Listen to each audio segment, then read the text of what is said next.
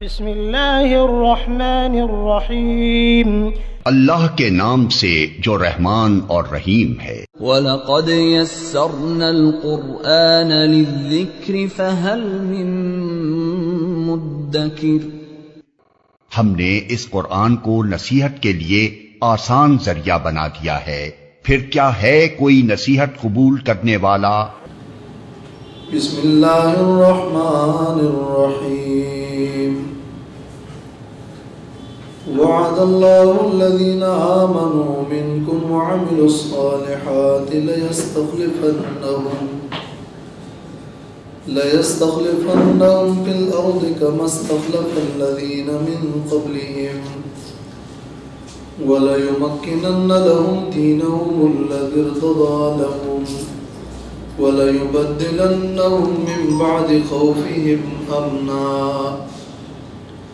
يَعْبُدُونَنِي لَا يُشْرِكُونَ بِي شَيْئًا وَمَنْ كَفَرَ بَعْدَ ذَلِكَ فَأُولَئِكَ هُمُ الْفَاسِقُونَ۔ یہ سورۃ النور کی آیت نمبر 55 ہے اور اس آیت کا عنوان ہے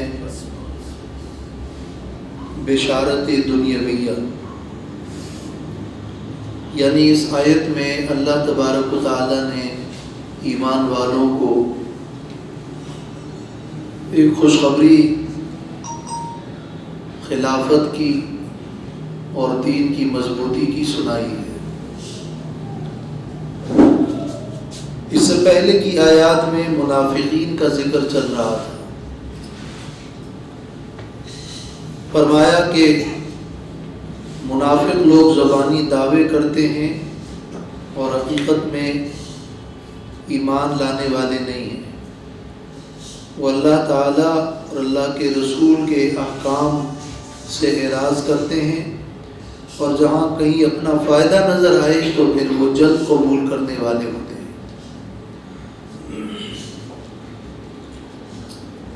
تو اب اس کے بعد یہ خلافت کا بیان اس لیے ہو رہا ہے کہ منافقین کی منافقت کی وجوہات میں سے ایک وجہ یہ تھی کہ وہ کہتے تھے کہ کسی بھی وقت حالات بدل سکتے ہیں اور مسلمان مغلوب ہو جائیں گے۔ عارضی طور پر یہ لوگ مکہ سے مدینہ آ کر ہجرت تو کر گئے ہیں، لیکن مشرکین ان پر غالب آئیں گے اور عنقریب پھر ان کی مغلوبیت کا دور ہوگا۔ تو یہ خیال اپنے دل میں لیے ہوئے منافقت کرتے ہیں، کافروں سے بھی دوستیاں کرتے ہیں، اور دل کے اندر ایمان نہیں مگر ظاہر میں ایمان ظاہر کرتے ہیں۔ تو یہ وجہ منافقت ہے۔ تو اللہ تعالیٰ نے اس آیت میں ایمان والوں سے وعدہ کیا ہے خلافت کا، تمکین کا، کہ یہ خوف کی فضا بدل جائے گی، تمہیں قوت مل جائے گی اور دین مضبوط ہوگا اور ایک اسلامی خلافت کا قیام ہوگا۔ تو منافقین کی بحث کے بعد یہ خلافت کے انعام کا ذکر ہے۔ دوسری وجہ یہ ہے کہ اس سے پہلے کی آیت میں فرمایا ہے وَإِن تُطِيعُوهُ تَهْتَدُوا، اگر تم رسول اللہ صلی اللہ علیہ وسلم کی اطاعت کرو گے تو ہدایت پا جاؤ گے۔ اور اب فرمایا جا رہا ہے کہ وعدہ ایمان والوں سے، اطاعت گزاروں سے، مومنین سے، اعمال صالحہ والوں سے، ان سے وعدہ نصرت کا ہے، ان سے وعدہ ہے خلافت کا ہے۔ تو گویا کہ فرمایا جا رہا ہے کہ اگر تم اطاعت کرو گے تو تمہیں پھر ہدایت، خلافت اور تمکین اور امن ملے گا۔ پھر یہ ایمان والوں کے لیے بھی تسلی کا مضمون ہے۔ تفاسیر میں ابو العالیہ سے مروی ہے اس آیت کے شان نزول کے بارے میں کہ نبی کریم صلی اللہ علیہ وسلم مکہ میں وحی کے نزول کے بعد 10 سال اپنے صحابہ کے ساتھ رہے اور انہیں صبر کرنے کا حکم تھا۔ جتنی بھی انہیں تکلیفیں دی جا رہی تھیں، اور صبح اور شام وہ خائف رہتے تھے۔ پھر حکم ہوا ہجرت کا مدینہ کی طرف، اور قتال کا بھی ساتھ میں حکم ہوا، لیکن باوجود اس کے خوف کی ایک فضا بہرحال موجود تھی، اور ہر وقت اسلحہ لیے ہوئے ہوتے تھے، اور حالات ایسے نازک تھے کہ ایسے میں ایک آدمی نے سوال کیا کہ کیا ایسے دن نہیں آئیں گے کہ جس میں ہم امن سے ہو جائیں اور اسلحے کو گھر پہ چھوڑ جائیں؟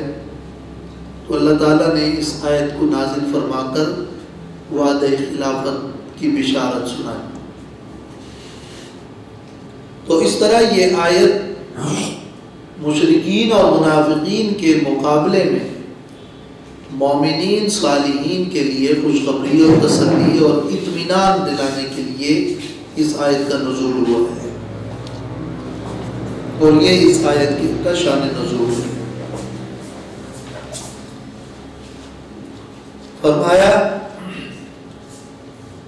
وعد اللہ الذین آمنوا منکم، وعدہ کیا ہے اللہ نے ان لوگوں سے جو ایمان لائے، منکم تم میں سے۔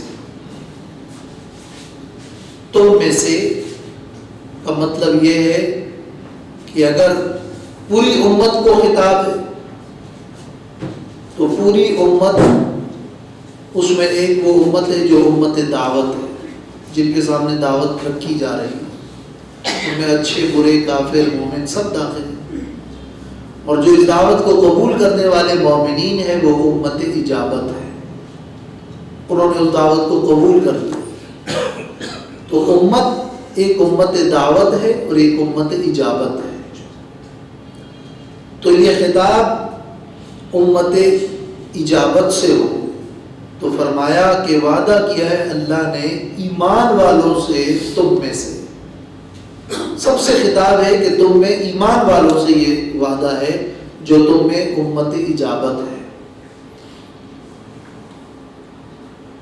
اور یا یہ کہ یہ منکم میں اشارہ ہے کہ یہ وعدہ سب سے نہیں ہے، سب ایمان والوں سے نہیں ہے، بلکہ بعض ایمان والوں سے یہ وعدہ ہے بموافقت مشیت اللہ تعالی، اللہ تعالیٰ کی مشیت اور ارادے کے مطابق اور موافق یہ بعض مومنین سے اللہ کا یہ وعدہ ہے۔ پھر منکم میں یہ بھی بعض مفسرین نے استدلال کیا ہے کہ خطاب ہے رسول اللہ صلی اللہ علیہ وسلم کے زمانے میں موجود مومنین سے کہ تم میں سے کچھ ایمان والوں کے ساتھ اللہ کا یہ وعدہ ہے۔ وَعَمِلُوا الصَّالِحَاتِ، اور جنہوں نے نیک عمل کیا۔ الصالحات، صالح عمل کیا ہوتا ہے؟ جو عمل سنت کے موافق ہو اور اخلاص کے ساتھ، جس میں صلاح کسے کہتے ہیں؟ جوڑ، موافقت، جو سنت کے مطابق ہو اور سنت سے جوڑ گئے، جس میں قبولیت کی صلاحیت ہو۔ الصالحات بھی یہ لام میں سے استغراق کا، عمل کرے نیک، سارے ہی نیک اعمال کرنا۔ الصالحات تو پھر استغراق ہے، تمام ہی نیک اعمال، مگر اس کو استغراق عرفی کہتے ہیں۔ استغراق عرفی کا مطلب یہ ہوتا ہے کہ یعنی بڑے بڑے اعمال صالح کریں، ہر جز عمل صالح کا کریں معنی نہیں ہوتا ہے، بلکہ اس کا مطلب ہوتا ہے یعنی عرف کے اندر وہ نیک لوگ ہیں اور صالح اعمال کرنے والے ہیں، بڑے اعمال اور اکثر اعمال صالحہ کریں۔ تو اللہ نے وعدہ کیا ہے لَيَسْتَخْلِفَنَّهُمْ، البتہ ضرور ان کو خلافت عطا کرے گا اللہ۔ لَيَسْتَخْلِفَنَّهُمْ میں یہ لام جو ہے نا یہ بڑی تاکید اور لام میں قسم، گویا کہ مقدر قسم کے لیے یہ لام ہے، وہ قسم مضمر ہے. واللہ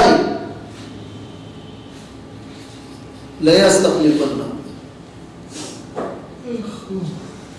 البتہ ضرور انہیں اللہ خلافت دے گا فی الارض، زمین میں،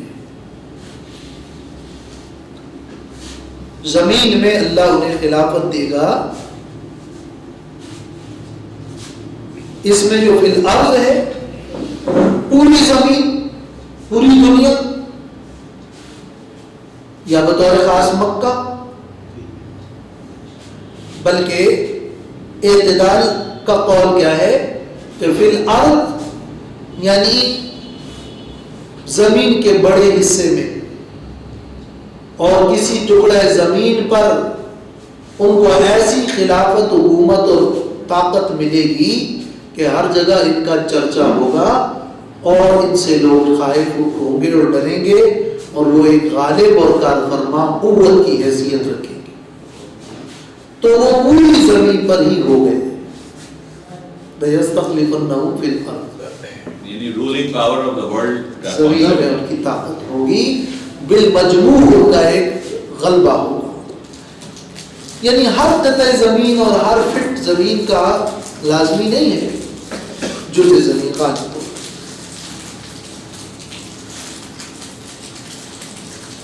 یہ وعدہ ہے كَمَا اسْتَخْلَفَ الَّذِينَ مِن قَبْلِهِمْ، جس طرح کہ اللہ نے حکومت دی تھی، خلافت عطا کی تھی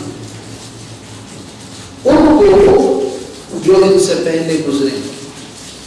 بنی اسرائیل کو اللہ نے ہلاکت فرعون کے بعد یا خلافت داؤد اور سلیمان علیہ السلام، پچھلے ادوار میں اللہ نے جس طرح خلافت، اسلامی حکومت اور ایک طاقت مختلف اقوام کو عطا کی تھی، اللہ تمہیں بھی ایک قوت اور طاقت عطا کرے گا. یہ اللہ کا وعدہ ہے.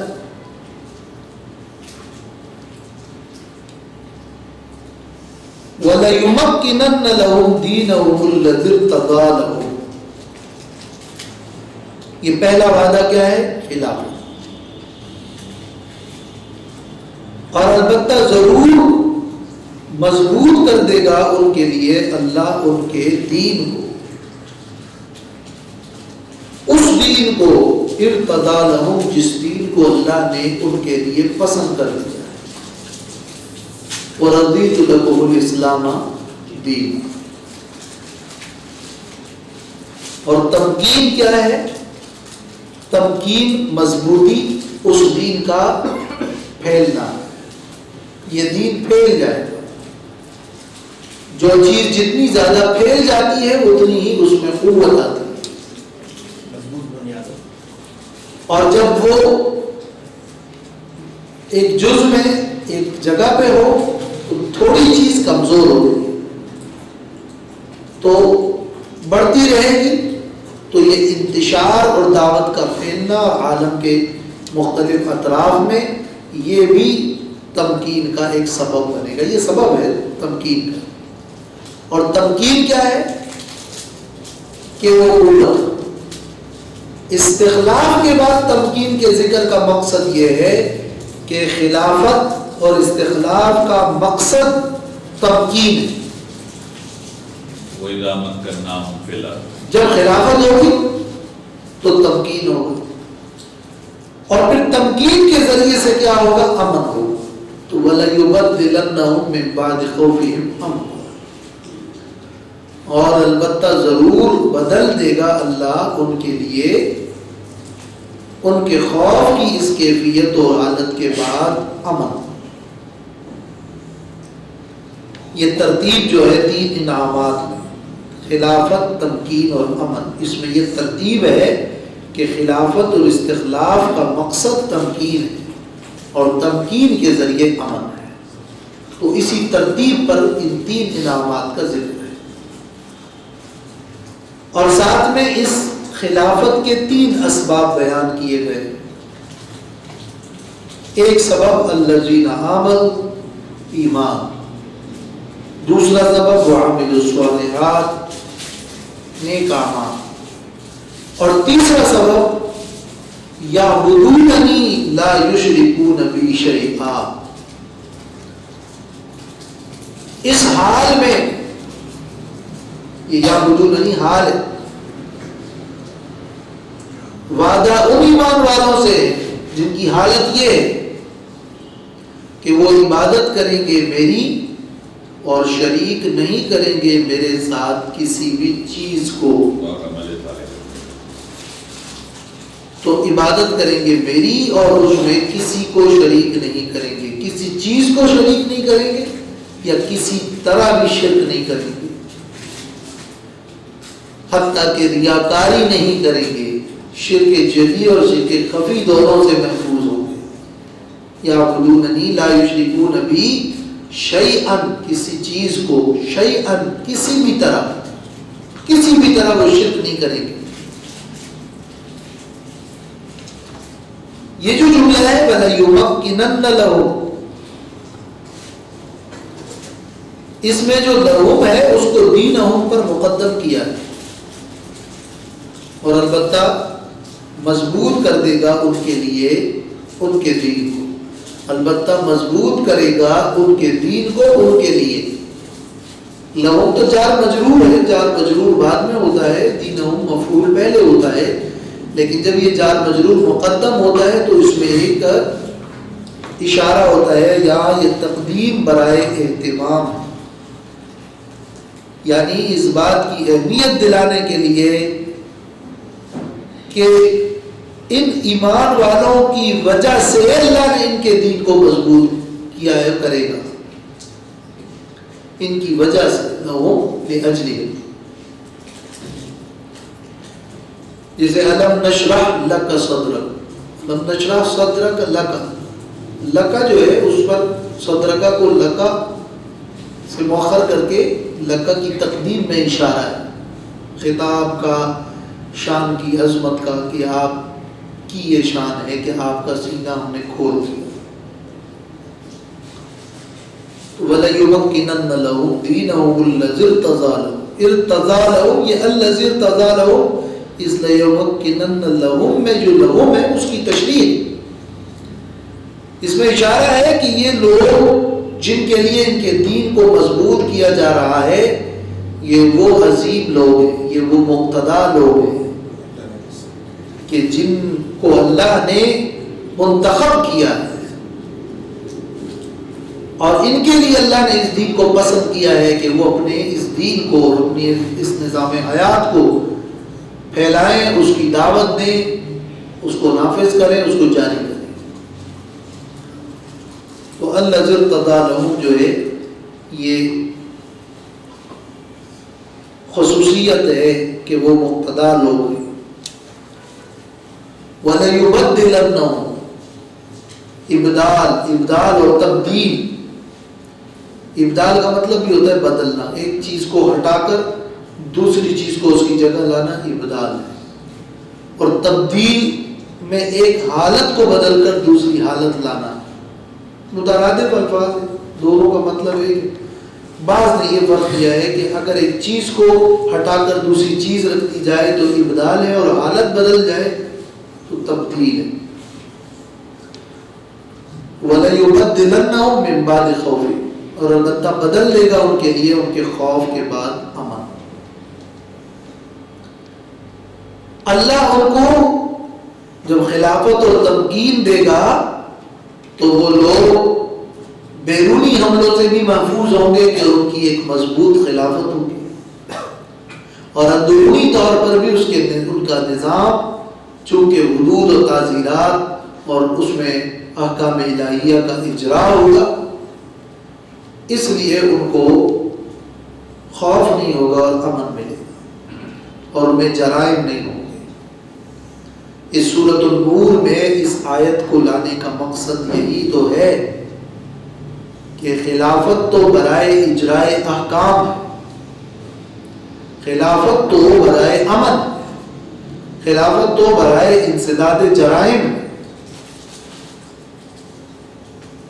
تو اللہ نے سورہ نور میں جو احکام بیان کیے ہیں، جو حدود بیان کیے ہیں، جو آداب معاشرت بیان کیے ہیں، اس کو جاری کرنے کے لیے خلافت چاہیے، تب جا کے تمکین ہوگی اور تب جا کے امن ہوگا۔ جب مجرم کو سزا نہیں ملے گی تو پھر امن نہیں ہوگا، اور سزا تبھی ملے گی جب ان کو قوت و مضبوطی حاصل ہو اور خلافت ہو۔ تو جس طرح اس خلافت میں منافقین کی تذلیل ہے، اسی طرح اس میں اجرائے احکام دین ہے۔ وَلَيُمَكِّنَنَّ لَهُم میں وَلَيُمَكِّنَنَّ کا لفظ تو ہے، اور یہاں لَيُبَدِّلَنَّهُم میں لَيُؤْمِنَنَّهُم نہیں کہا، بلکہ لَيُبَدِّلَنَّهُم مِّن بَعْدِ خَوْفِهِمْ أَمْنًا، تمکین دے گا اور امن دے گا، یوں نہیں کہا، تمکین دے گا اور خوف کے بعد امن میں بدل دے گا اور حالات بدل جائیں گے۔ اس کو ایک پورے جملے کی صورت میں لیں، یہ اس لیے کہ جن حالات میں اس آیت کا نزول ہوا ان حالات میں خوف کی ایک کیفیت تھی، تو بتایا یہ جا رہا ہے کہ خوف کی یہ کیفیت، خوف جو ان کا خوف ہے، یہ جو تم دیکھ رہے ہو، یہ پوری کیفیت اور یہ حالت بدل جائے گی اور حالت امن کی آئے گی۔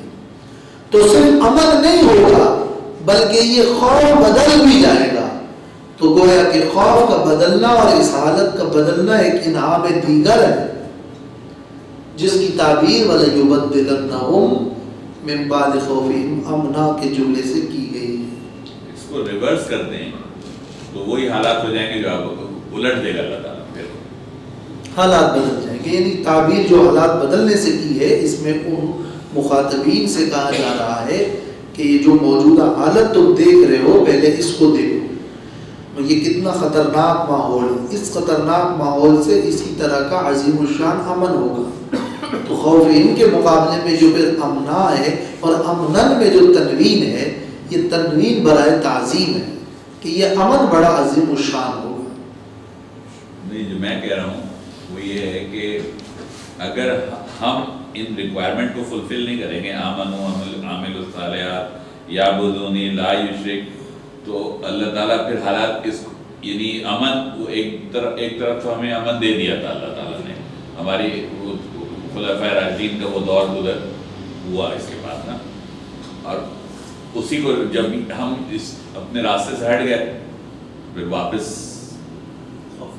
ہاں وہ تو دوسرا موضوع ہے۔ یہاں میرا سوال یہ ہے کہ ایک جملہ پورا یوں ہو سکتا تھا کہ لَيُؤْمِنَنَّهُم، اللہ انہیں امن دے گا، بس ایک لفظ، اس کے بدلے میں یوں ہے کہ وَلَيُبَدِّلَنَّهُم مِّن بَعْدِ خَوْفِهِمْ أَمْنًا، ایک پورا جملہ کیوں لائے؟ اس لیے کہ بتانا صرف یہ مقصود نہیں ہے کہ ان کو امن دے گا، بلکہ یہ مقصود ہے کہ یہ جو اس وقت تم خوف دیکھ رہے ہو، اس خوف کی حالت بدل جائے گی۔ تو گویا کہ صرف یہی نہیں کہ امن ہوگا، بلکہ اس وقت مزید حالات بدلنے کی طرف جو ترغیب، جو پیشن گوئی کی جا رہی ہے، اس کی تعبیر اس جملے میں کھول کر جو کی گئی ہے، وہ گویا ایک اور انعام ہے کہ یہ حالت بدل جائے گی اور دوسری حالت پھر امن کی آئے گی۔ گویا دونوں جہتوں کو ذکر کیا گیا ہے، صرف ایک جہت امن کو نہیں ذکر کیا گیا بلکہ دفع خوف کی جہت کو بھی ذکر کیا گیا ہے۔ یہ وعدہ جنرل وعدہ بھی تو لیا جا سکتا ہے کہ آج بھی اگر ہم یہ کام کریں گے، وہ تو میں ابھی دوبارہ اس پر آتا ہوں کہ مراد کیا ہے، یہ تو میں صرف آیت اور آیت کی تعبیرات کیا ہے وہ بھی وہ حل کر رہا ہوں۔ یعبدوننی کے اندر جو یعبدوننی کا جو جملہ ہے، اس میں مضارع کا جو صیغہ ہے، تعبیر جو مضارع کی گئی ہے، یہ بھی ماقبل میں موجود منافقین اور مشرکین کی عبادتوں سے احتراز کرتے ہوئے کہا کہ وہ ایسے لوگ ہوں گے جن کی عبادت عارضی نہیں ہوگی، بلکہ وہ میری ہی عبادت کریں گے اور اس پر مستمر رہیں گے، اور ان میں کسی قسم کا شرک نہیں ہوگا، وہ شرک خفی بھی نہیں ہوگا، وہ مشرکین اور منافقین کی طرح نہیں ہوگا۔ اس کے لیے یہ جملہ یعبدوننی لا یشرکون بی شیئا ذکر کیا گیا ہے کہ ان کا یہ ایمان، ان کے اعمال صالحہ، یہ سب اس حالت کے ساتھ پیوست ہوں گے۔ اس لیے اس کو پھر بعد میں مستقل جملے کی صورت میں لے آئے کہ یہ وعدہ جو ہوا ہے، یہ وعدہ ان حالات میں ہوا ہے۔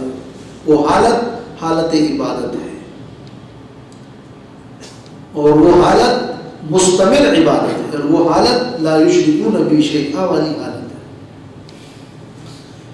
ومن کفر، اور جو کوئی ناشکری کرے گا، بعد ذالک، اس کے بعد، اس وعدے کے بعد کہ ایمان اور اعمال صالحہ پر یہ وعدہ خلافت و تمکین ہے، جو اس کی ناشکری کرے گا اور خلافت کی اس نعمت کی ناشکری کرے گا، یعنی وہ ایمان اور اعمال صالحہ اور اللہ کی عبادت خالصہ بجا نہیں لائیں گے، اور خلافت ملنے پر جو خلافت کے اصول ہے اس کو فالو نہیں کریں گے۔ یہ سب کو قرآن نعمت ہے، اور جو انکار کرے گا خلافت کا اور خلافت کی نعمت کا،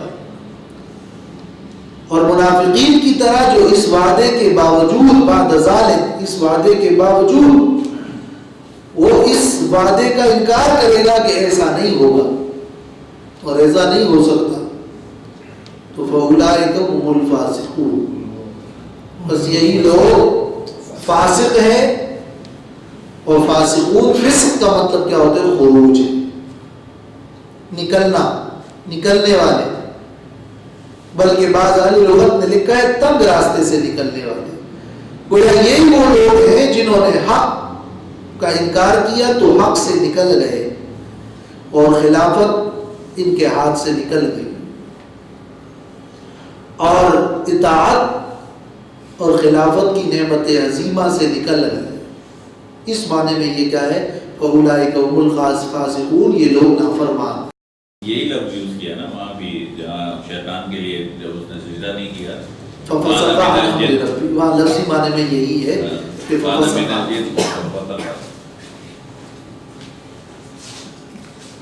تو اس آیت میں 3 اعمال پر، 3 اسباب پر 3 انعامات کی بشارت دی گئی: ایمان، عمل صالح اور عبادت الہی۔ اس کی بنیاد پر خلافت اور تمکین اور تبدیل خوف امن کے ساتھ، یہ 3 انعامات بیان کیے گئے ہیں۔ اب خلافت کیا ہے؟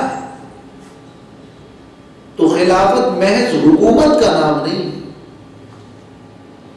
محض تمکن کا نام نہیں کہ کسی کو حکومت مل گئی اور طبعی طور پر اور فزیکلی وہ طاقت والا ہے تو بس یہ خلافت ہے۔ یہ خلافت نہیں، بلکہ خلافت اس حکومت کو کہتے ہیں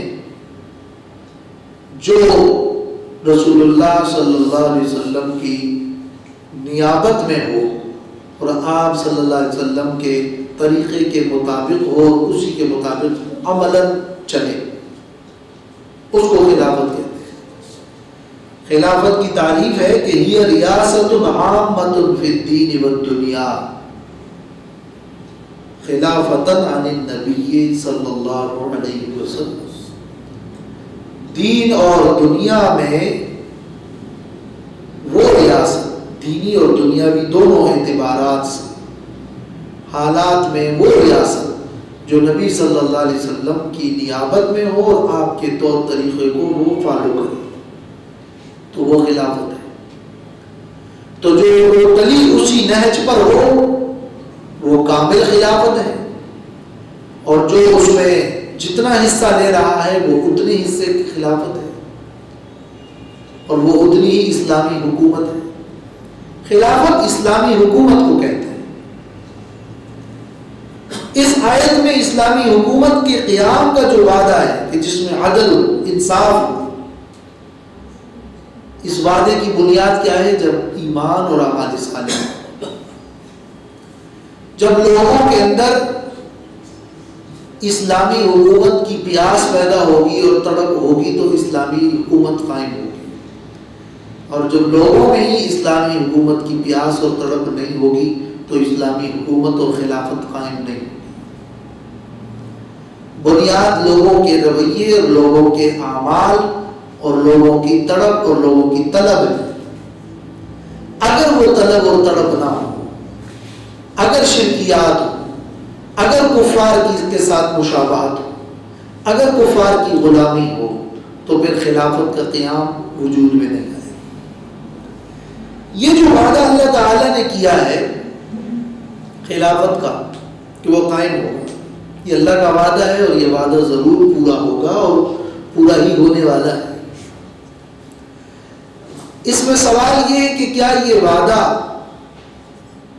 خلفائے راشدین کے دور کے ساتھ مخصوص ہے یا یہ وعدہ عام ہے؟ تو اس کا صحیح جواب یہ ہے کہ تاریخی ثبوت اور تاریخی حقائق کے مطابق اس کا مصداق اول اور مصداق کامل وہ تو خلفائے راشدین کا دور ہے، مگر بنیاد اس خلافت کی اور اس کے حصول کی کہ یہ اللہ کی ایک عظیم نعمت ہے، وہ بنیاد ایمان اور اعمال صالحہ ہے۔ تو یہ جب پائے جائیں گے تو خلافت کی نعمت ملے گی۔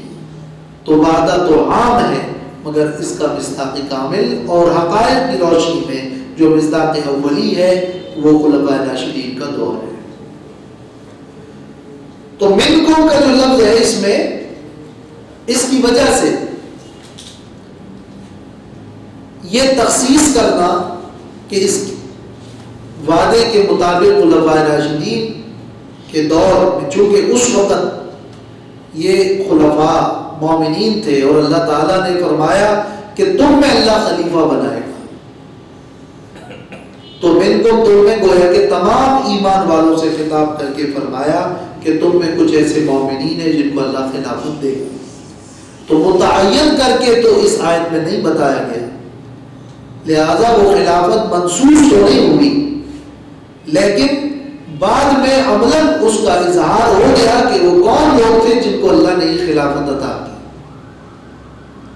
تو ایسا نہیں ہے کہ آیت میں ان کا نام لیا گیا ہے، مگر جب آیت نے بعد کے حالات نے ہمیں آیت کی تشریح بتائی، بعد کے حالات، چنانچہ اس کا مصداق مفسرین میں سے جمہور مفسرین کی تحقیق ہے کہ اس کا مصداق اور مصداق اول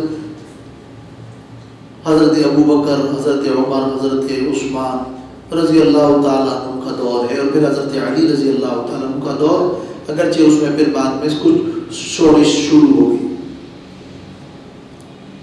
تبدیل امن والی بات اگرچہ بدل گئی، خوف کو امن میں بدلنا، مگر کفار کا غلبہ نہیں تھا، کفار کی طرف سے امن تھا، مومنین کے اپنے درمیان میں یہ کیفیت شروع ہو گئی۔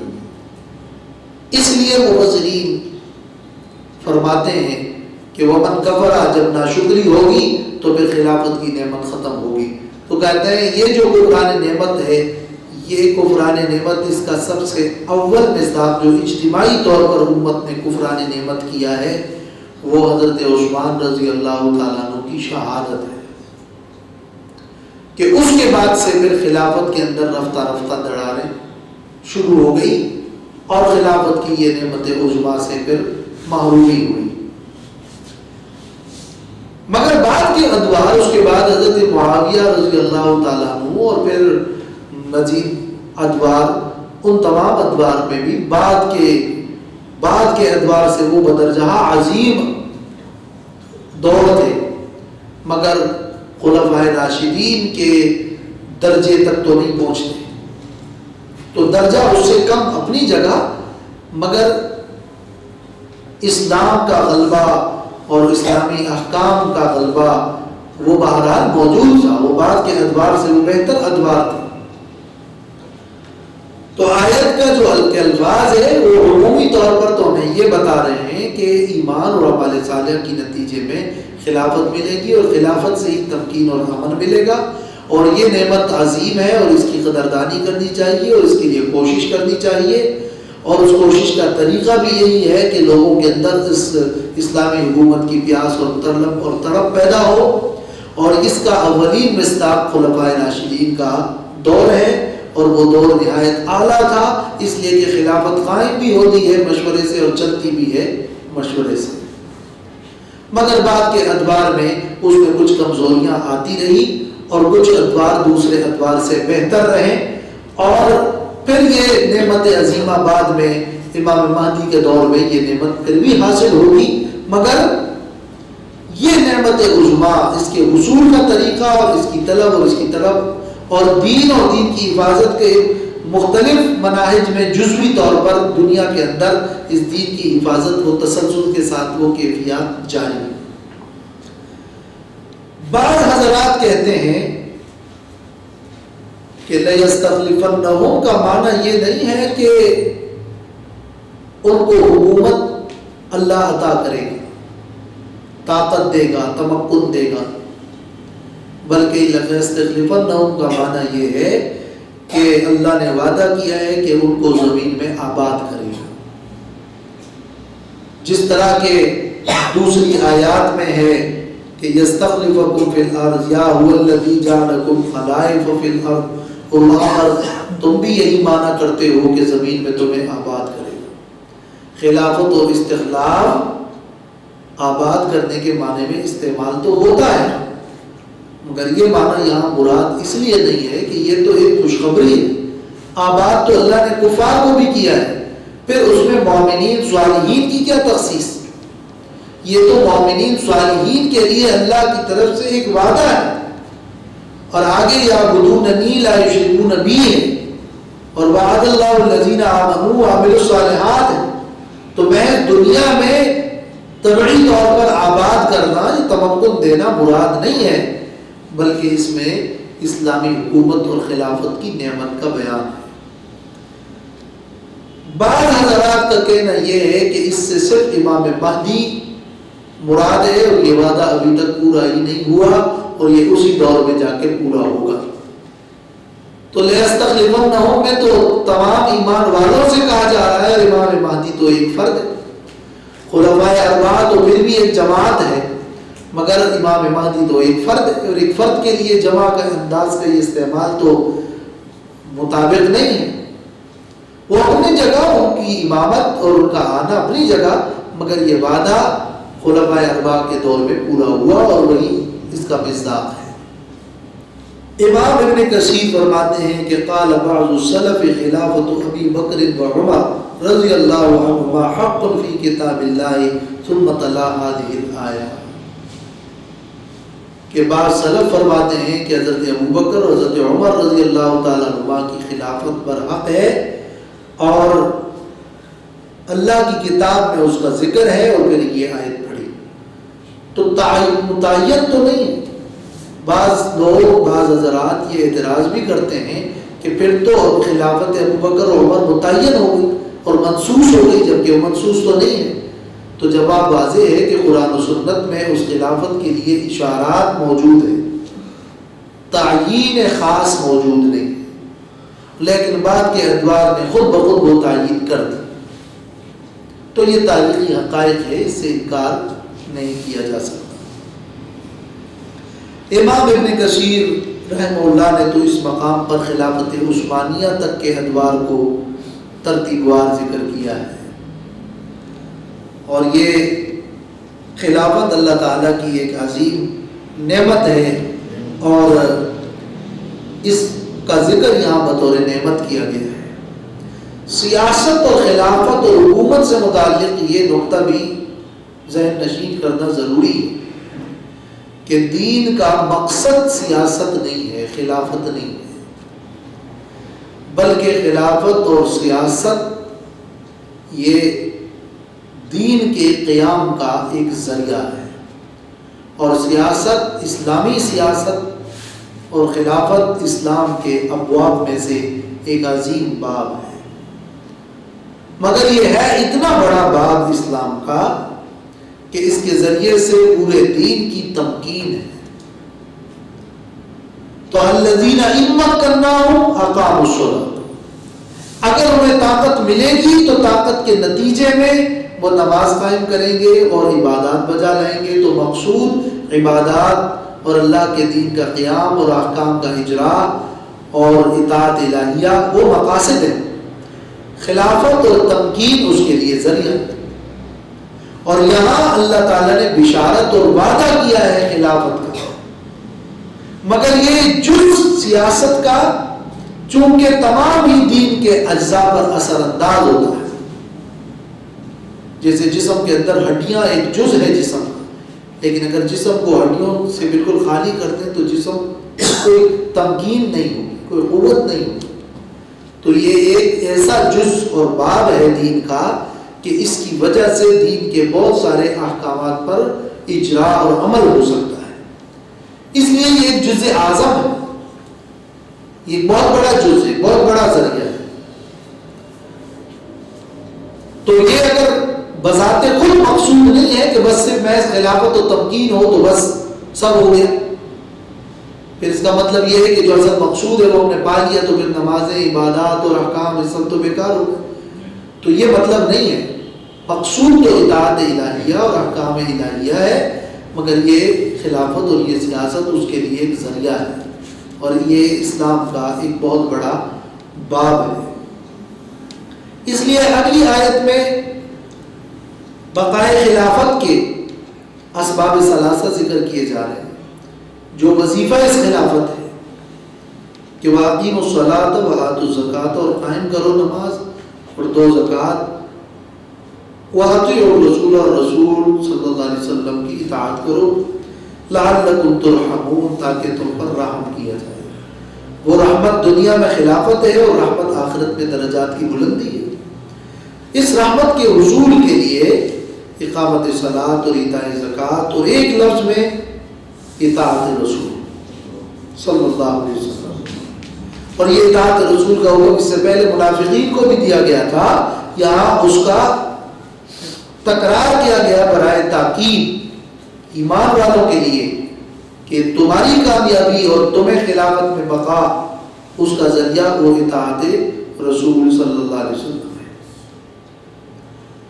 لا تحسبن الذین کفروا معجزین فی الارض، جب فرمایا کہ یہ خوف کی کیفیت بدل جائے گی اور امن واقع ہوگا تو کچھ لوگوں کو تعجب ہوتا ہے کہ اسلامی حکومت کا قیام ہوگا، حالات اس کے متقاضی نہیں ہیں، مسلمان تو بہت تھوڑے ہیں، دینی حلقے تو کم ہیں، اور لوگ مایوس ہو جاتے ہیں، اور کیفیت ہوتی ہے یہ کہ یہ کیسے ہوگا. تو کچھ لوگوں کو تعجب ہوتا ہے. تو اللہ نے فرمایا کہ متنبہ ہو جاؤ، اللہ نے جس خلافت کی نعمت کا وعدہ کیا ہے وہ خبر سچی ہے، اور وہ خبر سچی ہو کر رہی بھی. اور تسلی ہے ایمان والوں کے لیے کہ وَلَا تَحْسَبَنَّ الَّذِينَ كَفَرُوا مُعْجِزِينَ فِي الْأَرْضِ، گمان نہ کرو کافروں پر کہ وہ عاجز کرنے والے ہیں اللہ کو زمین میں. وہ اللہ کو عاجز نہیں کر سکتے، جو اللہ نے کرنا ہوتا ہے وہ اللہ کر دیتا ہے، اور حالات بڑا پلٹا کھا جاتے ہیں. وَمَأْوَاهُمُ النَّارُ، اور آخرت میں ان کا ٹھکانہ جہنم ہے. تو گویا کہ دین دنیا دونوں میں ان کا خسارہ ہے. وَلَبِئْسَ الْمَصِيرُ، اور البتہ وہ بہت بری جگہ ہے جانے